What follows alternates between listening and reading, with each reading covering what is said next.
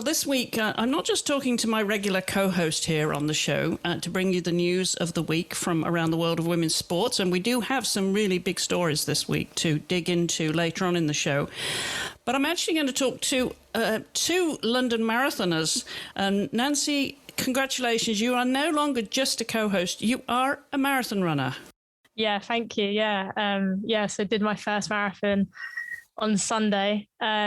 And yeah, it was a pretty big one. The London Marathon, probably the biggest in the world. And yeah, I just had such a great day. So looking forward to chatting a bit about it. All right. Well, joining us to have a chat about it, to bring you the highlights of that race, is Dr. Juliet McGrattan, who is a host, not co-host. She's a host of the Active Health podcast, which is coming back for a new season. So I'm going to hand over to Juliet now because she's done the London Marathon not once but twice, and she is a semi-professional runner as well as a retired GP, but very much a doctor when it comes to running and active health. You're very into that. That's most of your time these days, isn't it, Juliet? Welcome back anyway, but that's what you spend most of your time doing, isn't it? Thanks. Yes, it is. Trying to use running to make people healthy in a different way, rather than behind my consulting desk out there on the road in a pair of trainers. Best way to do it, isn't it? Definitely in my books, yeah. And very powerful way. Well, you completed the London Marathon twice a few years ago, you were telling us. Yes, I did. It was my first marathon ever, and I thought, why not just go for the big one and go for London? And I had a charity place, and then I did it again a couple of years later with a place in the ballot. And I know how special it is, and I'm dying to talk to Nancy to find out about how she found it, partly so I can reminisce as well and remember my first time. There you go. Well, that's a conversation that you two can have better than I can. So I'll hand over to you, Nancy. Yeah, well, I mean, it was, I was pretty happy with the experience overall because I hit my target time. So I was aiming for 4 hours 30, but yeah, 4.5 hours. I was kind of thinking I just kind of want to get round, but I had that in the back of my mind as the time I wanted to do it in. And yeah, I did it in 4 hours, 31 minutes and 5 seconds. So pretty much bang on, give or take a minute. So yeah, I was very happy with that side of it. And then, yeah, just the day as a whole really is just very special. I mean, the crowd and the atmosphere, the weather was perfect. It was so lucky because the day before and the days before, it was kind of like torrential rain, downpours. And then the day itself, it was about 15 degrees, like cloudy, a little bit sunny, but not too hot. And then absolutely no rain at all, apart from the minute I crossed the finish line where there was a freak, like 30-second or 2-minute rainfall, really heavy rain. So I just got soaked as I walked across the line. But yeah. Did you need cooling down? Did you need cooling down at that point anyway? Yeah, I mean, they gave me the heat blanket, the foil blanket so I could keep myself kind of warm and get cold. But I just kind of used it as like an umbrella, like a coat, just put it over my head to stop myself getting really, really wet. And there wasn't really anywhere to sit. So I just kind of sat on the gravel, just like getting rained on, like eating my cereal bar. What a special way to finish. Yeah. And I was just kind of desperate for the toilet as well because I didn't go to the toilet the whole marathon. So just kind of then tried to find a portally somewhere, which I managed. And then when I met my family and friends, so it was a really special day. Like I think people have said to me, "Oh, it'd be one of the best days of your life," and it doesn't seem like that's possible because you're putting yourself through something so challenging. But it's definitely up there with one of the best days for sure. How hard did you find it, Nancy, when you were running? Did you hit those bits when you thought you couldn't go on? Yeah, I mean, I don't want to come across as really arrogant, but I'd say 99% of it I found really like quite okay, like really comfortable. I found the first half marathon really comfortable. There's a bit kind of the Isle of Dogs area when you go past Canary Wharf and then you go down past the Isle of Dogs and then back up towards Canary Wharf. The people had warned me that's a bit of a tricky bit. So I hadn't listened to music at all for the whole course up until that point. And then I was thinking I'll put music in for that bit and then just get me through it. So I did that and that was okay. And then, I think it got to about 32 kilometers and I was still feeling fine. And I was thinking, oh, this is good. I've got 10K left. I can do this. And then I think it's when I started to get onto embankment, that's when it was starting to get harder. I remember looking at Big Ben and Big Ben was so far away. And I was looking at my Garmin at my watch and it was saying I was had basically nearly done it. And I was like, this is impossible because Big Ben is so far away. And I know that you run a bit more than a marathon because you weave in and out of people. And obviously there's so many people that you can't follow the exact measurements for 26.2 miles. So I knew I was going to end up doing a bit more, but that was when it was a bit hard. I got to 2 kilometers left and I was still doing okay, but struggling a little bit. And then it was so weird. I got to 600 meters left and my brain was just like, I can't do that 600 meters. So I hadn't stopped for the whole marathon. And at that point I started walking for 400 meters and then I ran the final 200 meters and crossed the line.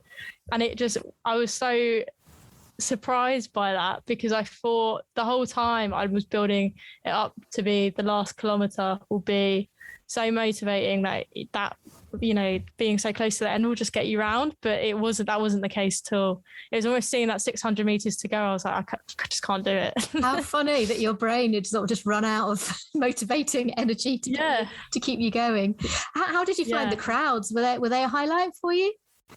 Yeah, definitely. And I had quite a lot of people come down. So just by chance, they'd managed to space themselves out quite well. But there was my family and a couple of different friendship groups. There wasn't coordination that they were spaced out well. But it just so happened that there was quite a good gap between seeing everyone. So if I was flagging a bit, then I'd see someone I knew. And that was really nice. But yeah, even the strangers, just the people that just came down, just shouting your name. People really like saying my name. I just think it's just quite a good name to shout. But yeah, I was getting, and I had it quite clearly on my T-shirt as well. That's a great tip, isn't it? Yeah, it makes a big difference. And it's easy to pronounce as well. Yeah. Exactly. I think some of my friends were saying that they'd see people and their names would just be a bit long or confusing, and it was a bit, wasn't quite sure what the name said. But I think mine was quite simple. Did you find that kind of shouting and encouragement from strangers gave you a little bit of an adrenaline boost that helped you? Yeah, I think so. I don't know if I noticed it much physically, but definitely mentally, it made me smile. And then that was kind of like I was running the marathon smiling. So I was obviously enjoying myself. And it was just nice. It just was, I think just the general atmosphere was very kind of happy. And obviously last year's marathon couldn't happen because of COVID. So I think that there was also that element to it as well, that all the people in the crowd had missed a year and really were happy to see the marathon back and happy to come and shout for everyone. So yeah, it was such an amazing atmosphere. I think it would have been definitely harder to do without crowds. Yeah, and I guess it made it an extra special year because everybody had waited so long for it, runners and supporters. Yeah, I think you got the sense from, I think, just the build up to the marathon. I think the organisers were saying, this is going to be really special. It's going to be kind of the best marathon because it didn't take place last year, and that people were doing it virtually last year. And kind of the state we were in last year was last October, wasn't it? That, in terms of COVID, we weren't in a great place. And now, we're able to have these big mass participation sporting events with crowds. So yeah, even for me as well, because running for me was a massive lockdown thing. I only took it up in lockdown, and this was my first ever run with people around me, and a run that I got a medal at the end. So I think that made it special. This was my first non-COVID run, if that makes sense. And then it being the London Marathon was amazing. was like London was opening up again. That's the sense I got from watching the coverage on the television. Lots of people sort of celebrating the marathon and everybody's achievements, but also the fact that we're not back to normal, but that there was something more to it, that London was sort of opening up again and we're back, was what people were saying. Yeah, it definitely seemed like that. And yeah, just being able to have like friends and family there and then go like to a pub after, like again, that's something that you just couldn't do before as well, just being in like a restaurant or a pub with friends and family and everyone mingling and talking and stuff. So yeah, it felt, I'm really glad I managed to get a place at this year's, because I think it will always be remembered as kind of the first one coming out of the pandemic. So because of that, it's definitely even more special. Well, it's such a fantastic achievement. You should feel very proud. How are you feeling now? Are you sore? Are you okay? I don't feel too bad. I just want to do more, to be honest. Yeah. I've really got I feel like because of that I'm not like disappointed with that 400 meter walk at the end, but now that I've done a marathon, and I know what it involves and I know what it takes, I feel like now I can do another one and I can like be thinking more about the time or how I want to do it. And, making sure that I'm kind of don't necessarily kind of like falter at the end or anything like that. I just, I think I could run a better race next time. And I'd love to do London again, but then there's just so many marathons in different cities. It'd be great to go to a few different cities and do marathons. So yeah, I feel good, and it's definitely it hasn't put me off running. It's probably, if anything, given me a bit of a bug for doing more. You've got the bug. Yeah. Fantastic. Well, Nancy, I would really love you to speak more about this with you, and if I could invite you onto my next podcast series to be one of my first guests, that will be fantastic, to sort of talk about how you trained and things that you found helped you along the way. Would that be okay to get you back to speak in more depth about this? Yeah, definitely. Sounds brilliant. Fantastic. Well, my huge congratulations to you. Enjoy the glory. Keep that medal on 24/7, and I look forward to chatting to you more about it. Great. Thank you. We look forward to the return of Active Health with Dr. Juliet McGrattan, and that will be focusing mostly on running, won't it, Juliet, this time? First season, you covered a lot of general ails that affect athletes, but you're going to focus more on the running. But I'm sure there'll be things that do cross other sports too. Yes, definitely. All the things that trip us up, that hurdles that we jump over, and chatting to runners and experts to get lots of information to help everybody keep in those trainers and stay healthy. Super. Well, we look forward to the start of that season 2 here at WiSP Sports. So look out for season 1, which is available on any podcast app. Just look for Active Health. That's already out there. And we'll catch up with you then very shortly, because this new series will start this month. So thank you very much for coming on this show and chatting to us. And yeah, we'll be circling back again with you very soon, Juliet, to start the new season. Thank you very much, and well done again, Nancy. Thank you.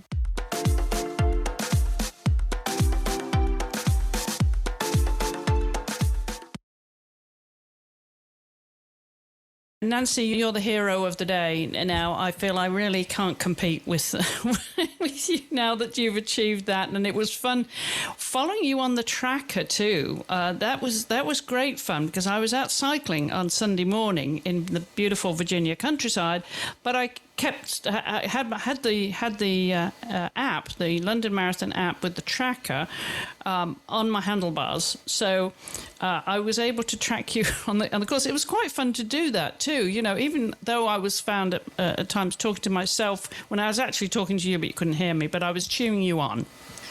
Yeah, I think it's amazing that they've got this capability now where no matter where you are in the world, you can watch someone run the marathon, basically. And yeah, I mean, that's another aspect of it. I think the support and messages I got as well was just so encouraging that Yeah, you do kind of feel like a bit of a hero for a day. So it's quite a nice feeling.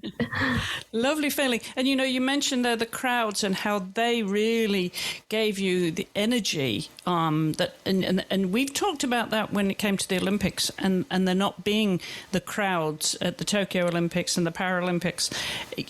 That really, I'm sure, really affected the athletes, and because you felt the benefit of it. Imagine if, the big occasion like, an Olympic Games when it's totally absent, and pro athletes are used to that. Yeah, I mean, I think obviously the past kind of, how long is it now? Like kind of like 18 months, or nearly 2 years, I suppose, where a lot of sports has to take place behind closed doors. And yeah, the Olympics had no spectators there really. And yeah, it's such a challenge. It must have been such a challenge. I imagine maybe some athletes now are kind of even stronger for it, having to have that kind of mental fortitude for being able to perform well without the crowds there.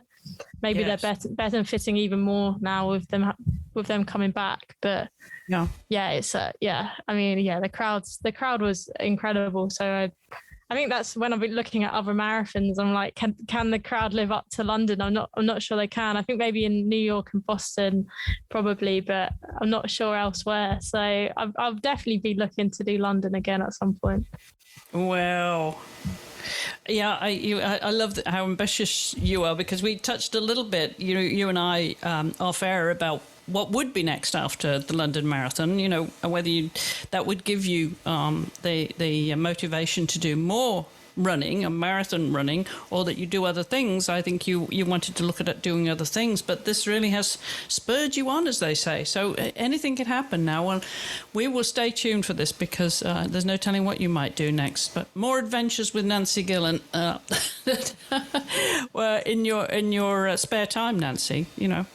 This is your spare time activity, your hobby now. Yeah, this is my hobby now. I think my life is just becoming dominated by sport now, which, to be fair, has always been the case. But yeah, just work. I write about athletes, and then in my spare time, I try and take part in sport as well. Absolutely. We'll also be a big fan too of Arsenal football, and I know that at the top of the hour you've got to run to do a live blog for Arsenal playing Barcelona there, and so that's your next gig after this. So we've got quite a bit of news we need to crack on with today. And now we should say that we're recording on Tuesday afternoon. The show goes out at 5 a.m. on Wednesday, the 6th of October, but it is Tuesday afternoon as we're recording. And the news from the NWSL, the soccer over here in the US, has really dominated not just sports news, but mainstream news as well. And it's been on Prime TV. We had Alex Morgan joining the two women. We're going to talk about it. We're going to start with that story before I go too deep with this. But you get the point, Nancy, that this has gone much broader than the sports pages now. But why don't you start with that top story which broke last week? Yeah, so I think it seems like this has kind of been brewing for a little bit, potentially, because in the past kind of few months, there's been a lot of stories coming out of the NWSL about coaches and kind of misconduct. There's been a bit of change in personnel or personnel getting fired or suspended because of misconduct or going against the league's anti-harassment policies. And then it's all kind of come to a head now with a report from The Athletic, which came out I think on Thursday, or late last week, which was about the North Carolina Courage head coach Paul Riley, and two players in particular spoke out to The Athletic. So Sinead Farrelly and Mana Shim, they both played under Riley when they were at Portland Thorns, and basically they just detailed numerous allegations of kind of sexual coercion and misconduct.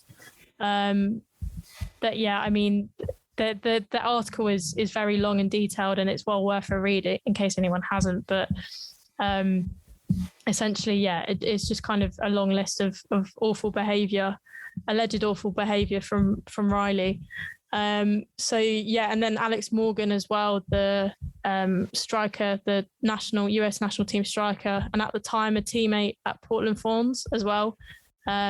She also kind of spoke on record and said that she kind of helped Shim and Farrelly kind of report these allegations, like 5-6 years ago, when there wasn't much of there wasn't anti-harassment policy, there wasn't HR, there wasn't really, a kind of anonymous hotline where they could report these allegations. So yeah, Alex Morgan has kind of been very public and come on record and kind of used her status, I suppose, as kind of one of the most respected women's footballers in the US to make sure that this story doesn't go away, essentially. Right. Well, she, of course, is good friends with Mana in particular, and she was on the Today Show on NBC this morning alongside Mana there as support, because she, right at the start of this, Nancy, said to Mana, if you want to report this, I'm with you the whole way. She stood by her right from the start, and that's why she's continued to be public about it, because she knew what was happening, and she encouraged Mana to support to report it, and knew that she'd stay by her side the whole way, which she absolutely has done, which is marvelous. But it's also having a knock-on effect. There's a lot of other things that are coming out of this, since this isn't just the only case, is it? Yeah, no. So yeah, like I was saying, there was kind of been previous allegations, and then I think it as well, it's just the way the NWSL has kind of responded to this. A lot of these allegations that have come out, they've said that they're new, or they're kind of recent, but then there's been proof that the NWSL knew about this prior to this month. So the repercussions of that is that the commissioner, Lisa Bard, she's resigned. So yeah, the kind of fallout from that, and then also the NWSL players as well. The NWSL matches, they were suspended at the weekend as well. So there's kind of all these repercussions coming out. And it's just, I don't really know what can be done to kind of fix it. It kind of seems like there needs to be kind of like a cultural, institutional change. Well, I think there's a lot of things that can be done to fix it, because there can be policies which they have not had. With some of the clubs, they haven't even had a policy, a harassment policy, or a reporting structure at these clubs. So I think there's a lot that can be done systemically to improve the situation. And I said it has knock-on effects. I mean, today we learned that the co-owner of the Washington Spirit, Steve Baldwin, there'd been calls for him to resign when we heard about the toxic environment that there is there at the Washington Spirit. That's just another club. I mean, there's one after the other where we've seen not only the systemic problem that we have of harassment and abuse, and abuse of power, and it's men supporting men for the most part. And we've had a lot of top players come out last week and be very verbal about this, and hopefully there will be systemic changes, which there need to be. There need to be policies. These need to be rooted out. Otherwise, what we're seeing in football here, though, Nancy, is what we saw in gymnastics just recently. I mean, that's been ongoing now for years. Yeah, and it's kind of, it's obviously this isn't going to be solely kind of confined to the US, I imagine. There's very similar cases around the world. And yeah, like you said, this is obviously kind of the culture within sport, which has been prominent in the past kind of decade, 2 decades, 3 decades, however long, and it's really coming to the fore. And it's, like you said, come to the fore with gymnastics, and now coming to the fore in the NWSL and in football. And like you said, it's kind of what Megan Rapinoe said as well. It is, a case of kind of, you've got these men in high positions protecting male coaches. There's no one really looking out for the players or the women involved in these teams, and there's nowhere really for them to go. So again, it's just another sport is kind of going through this moment, which I think, go ahead, sorry. I was just going to say, ultimately you do hope that this moment is ultimately beneficial, because it means that hopefully in a few years, football playing in the NWSL will become a safer environment for players. So that's what you've just got to hope will come out of this. I think so. And I also think, it's human respect. It's that men have not respected women in the way they should do. And that's been fundamentally a problem. I think the other problem is that it's been generational. Even my generation, we're used to this, male power, this patriarchy, which now younger generations are not putting up with, quite rightly, are not putting up with. So I think it has to then filter across all women and all societies too, that women don't feel intimidated as they have done in years past, and afraid to report, and so used to the patriarchy that they didn't have the courage to stand up to men. And I think that's what's coming, is the courage to stand up to men, which we haven't had previous generations, certainly not to this extent. Women are much stronger with their voices. Now they have the platform of social media to add to that. And they're standing together, and players are standing together instead of isolating the victims. Yeah, definitely. And I think that, we've spoken about it, but I think what Alex Morgan did is what other players and teammates, not to say, that they haven't been doing it, but people like Alex Morgan can empower others to speak out, because Alex Morgan is essentially kind of untouchable. Kind of her status within the US national team and what she's achieved for her country, and kind of, her club achievements as well, means that she can speak out, and it won't necessarily ruin her career, because there'll be so many people saying like, oh, what's happened to Alex Morgan? She's got that power behind her. So she can empower, and that's what she said on today, isn't it? She's kind of just empowering the other players that maybe aren't able as much to speak out, because it actually could threaten their career. So I think as more and more women become empowered, hopefully more people will speak out, and hopefully we can kind of start putting this kind of culture behind us. Yeah, I mean, empowerment may be the wrong word in some ways, because we have the power. Women have the power to do this. It's the courage to stand up and not feel that there's any backlash. Yeah. That's always been the problem in the past, Nancy, because men have been so dominant, and the repercussions of reporting abuse would jeopardize their career. They absolutely would. And now that with reporting systems in place, which there has to be now, and which the NWSL and Soccer Federation, they've all said that, and FIFA, that there will be structures in place. And with these ongoing investigations too, one of the things we know will come out of it is systems in place that will give women the courage, the power they have. They're just not used to using it, and have the courage to stand up without fear of repercussions and backlash, and it affecting their career. So I think it's moving in the right direction. Hopefully it is, and I hope that the numbers and the strengths of these women will come through, and things will change for the better. It has to change systemically. But there's a lot more that's going to come out of this, because there's news literally every day coming out of the NWSL and the club, and at club levels too, as we get towards the end of our season here. So stay tuned for this. We'll try and bring you up to date every week with those developments. I want to switch quickly to tennis now, because Indian Wells, who you were quite right, I bow to your knowledge. Last week you said that Emma Raducanu, of course the US Open champion, would be playing there. I've got it in my head that she wasn't going to be, but yes, she did get a wild card. Yes, she is starting. She doesn't quite know who she's going to be facing in their first round, but if she beats either one, the Colombian, I think she's playing the Colombian teenager, isn't she? Possibly, that's one option.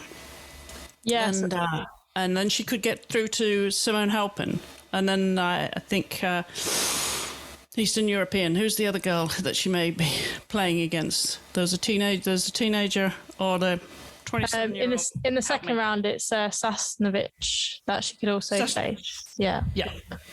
So it's quite a hard run to the final, really. Simona Halep potentially in the third round, which would be really intriguing, because obviously Halep is Romanian and Raducanu's got the Romanian heritage, and I've seen a picture of them two together from quite a few years ago.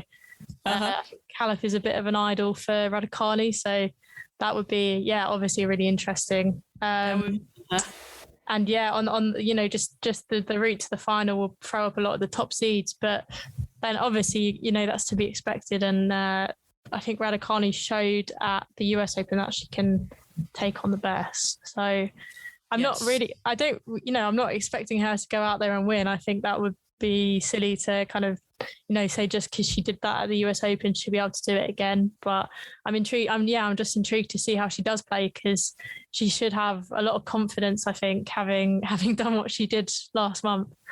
Yeah, but they're all out to prove that she's beatable, right? It was Alexandra Sasnovich, the Belarusian, who was one that she may be facing, or Maria Camila Serrano, the Colombian teenager. They're the two I think that she might be facing in the first round. And can you imagine if they anyone now, the target's on poor Emma's back, isn't it? Anybody that can beat her is going to make news. That's for sure. But we'll enjoy watching them, and we'll bring you the latest from Indian Wells next week here on the show. So we're going to move on now. Well, we have to mention, of course, what we didn't do when we were talking about the marathon, who actually won the elite marathon. Of course, it's usually somebody from Africa, either Kenya or Ethiopia. But you've got the headlines there, haven't you? What is the record time? It was her. So it was her record time. I think it was the 7th fastest time for the woman in the women's London Marathon race. Jocelyn Jepkowski, she crossed the line in 2 hours, 17 minutes and 43 seconds. So basically exactly half of what I managed it in, which is just incredibly humbling. It just makes you realise how incredible elite runners really are. Yeah. So she took Bridget Koski's title, and they were both competing. Both Kenyans were competing. I think it was quite noticeable that Jepkoski hadn't competed at the Olympics, so probably had fresher legs. Right. Yeah, so I think, of course, Bridget Koski won in Tokyo, didn't she? She got silver medal, I think. Oh, silver, that's right. Yeah, silver. But obviously, on the podium at the Olympics, which, as we know, quite a draining marathon, because it was very hot over there. So I think the athletes that compete at the Olympics were a lot more tired, which kind of allowed Jepkoski to take the title. I didn't get to watch it, obviously, because I was on the course myself. But absolutely amazing. Just I think it's doing it myself now has kind of made me realise just how incredible they are. Puts it all in perspective, doesn't it? Yeah, it really does. Yeah. All right. Well, congratulations to them. I know we're so used to the African runners, the endurance runners, the Kenyans or Ethiopians winning these marathons. But it's the Chicago marathon this coming weekend, isn't it, too? And I have a friend running in that as well, so we'll be cheering him along. And then maybe you'll come over for the Boston or the Chicago Marathon next year. Well, you'll probably go around the world now. This probably will be your tour. You started your world tour of marathons. Yeah, I'll have to find a way to fund it. But if it's possible, I'll do it. Yeah, there you go. All right, well, there was some news out of France this week. I was very excited to watch this at the weekend. It was the women competing in the Paris-Roubaix cycling race. And you followed that, didn't you? Yeah, so the first ever women's Paris-Roubaix. I know this has kind of been very hard. It was battled for, I think, to get a women's race in Paris. I think it's been quite a long time in the workings. Lizzie Deignan, the British cyclist, she beat Marianne Vos to get a historic victory, really. She was that's something right there, isn't it, to beat Marianne Vos? Yeah, exactly, an incredible achievement. And I think there was a picture that went viral of Deignan's handlebars, kind of caked in blood. Obviously, her hands were so kind of cut up and grazed.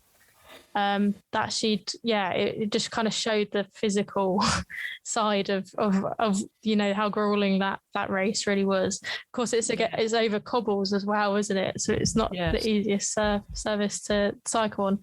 Deegan seemed very proud to have won. She said women's cycling is at a turning point and today is part of history, and she was proud to be a part of a team that makes history. Really historic moment, and very happy to see Deegan win, because she is probably as well as Voss, one of the best female cyclists around at the moment. So It's a great win for her. Congratulations to her. Well, some good news in sailing for women, that I know there's a lot of excitement among women sailors now for this news, that women and youth events are going to be part of the very famous, prestigious America's Cup, thanks to a new boat that they're set to get their first chance to compete in the women's regatta for the first time in the 170-year history of the America's Cup.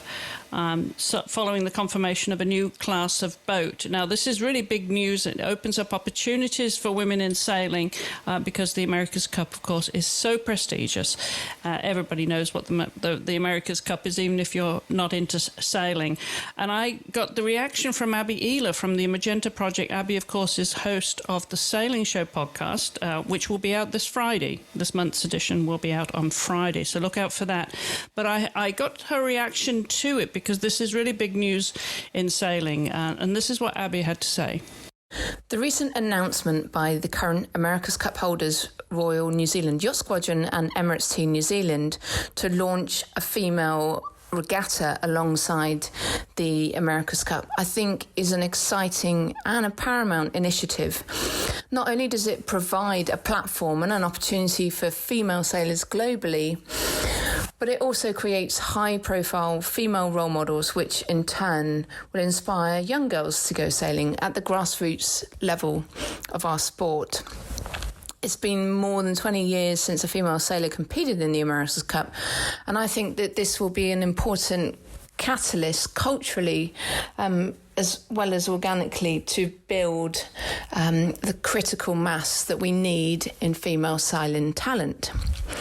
There were some mixed reactions on social media when this announcement went out about why female sailors should not be included with the men, and also was there evidence that this would actually filter female sailors into the actual America's Cup, if you want to call it that. I think you have to look at it from the fact that this platform, this launch of a series, will create a huge amount of opportunities, more so than if we were to wait for the mixed environment to flourish. This is just a way of building critical mass at a professional level. So I embrace it wholeheartedly. I mean, it certainly creates far more opportunities than exist currently.